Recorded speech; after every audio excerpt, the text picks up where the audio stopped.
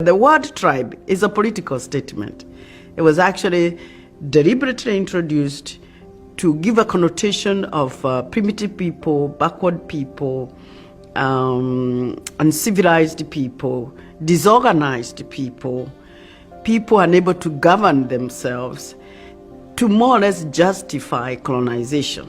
When it becomes suggested to you long enough, you begin to interpret yourself the same way the power that wanted to colonize you wanted you to think, so that you could accept his process of colonization.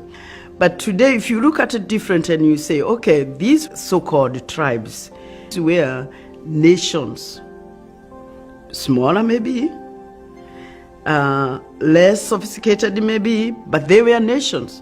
I call those nations, the so-called tribes, I call them micro-nations. Once we accept to lose our micronation status, once we lose that identity, I become a slave.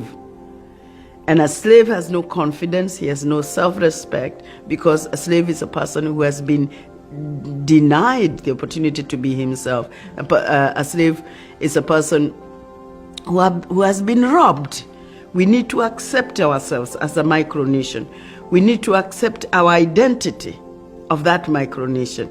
We need to give ourselves self-confidence through that micronation, because that is what gives me identity.